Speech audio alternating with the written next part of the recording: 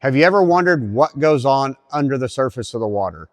If you followed along, you know, we got our little pond behind the house and we've got our mossback habitats in there. I got my little fish feeder. I mean, I've got my whole ecosystem going on out there. And I just love, you know, trying to catch the fish, but it's always fascinating too, just to watch how the fish behave. And have I got a cool gadget to play with and to hopefully experience and watch in real time to see what goes on under the water.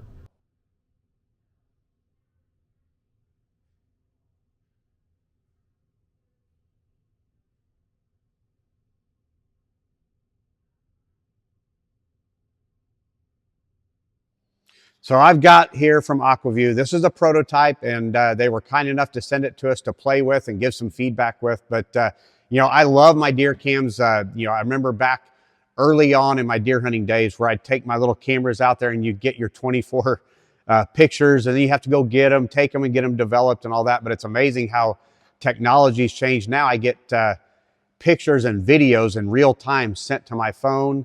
And with this technology, I can even do that under the water.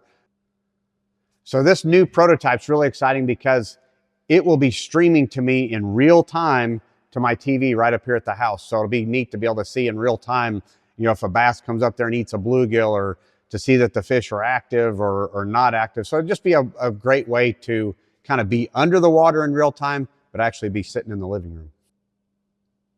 So essentially we have 4 pieces we're going to use here. I got 5.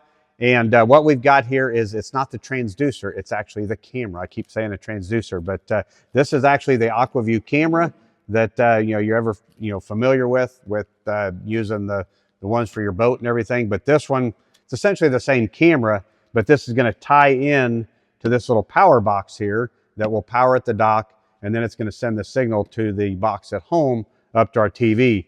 And we've got several different ways to set the camera up. They have one that I can put on the bottom of the pond. My pond is too silted and too much vegetation, but you could rig it this way. But I'm actually going to take like a pole, attach this to the pole, and we'll just attach it to the side of the dock and have it looking at one of the moss backs or something there and try to get a cool view of what happens under the water. Okay, so we got all this open, found me a painter's pole. I forgot I had this great big long painter's pole. And we just attached this little bracket to the painter's pole. It's just threaded on there. And then we just slid the camera right in this little groove so you can slide it. But now I can adjust the angle of it just from this little wing nut right here. So we've got plenty of cord here. So let's go down to the pond and set it up. Okay, I found out we have way more cord than I needed. So we actually moved the power box over here to the shore.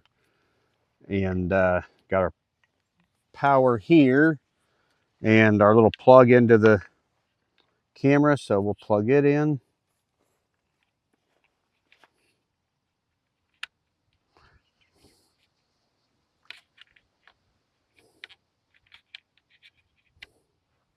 There's that. So now this goes to our power.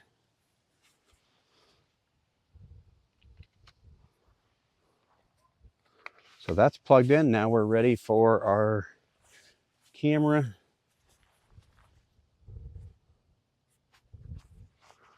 Like so. So here we got our pole. Probably the biggest challenge I'm going to have now is just trying to figure out how to anchor this pole and get it positioned right. But I've got some moss backs all around the dock. So I'm thinking just for ease, I'm just going to set it on the side here and we'll go see what it looks like.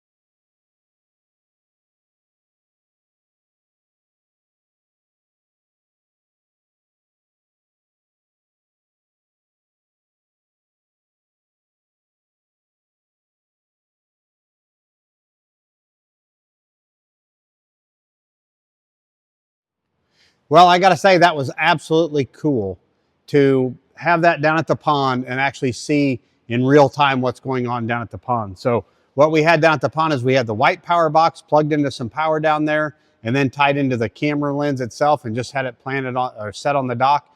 And then we had this power box tied into our TV up at the house, and we got to see in real time what was going on down at the dock. And not only do I see this valuable just as entertainment, but just a learning experience, I mean, just to see the activity of the fish.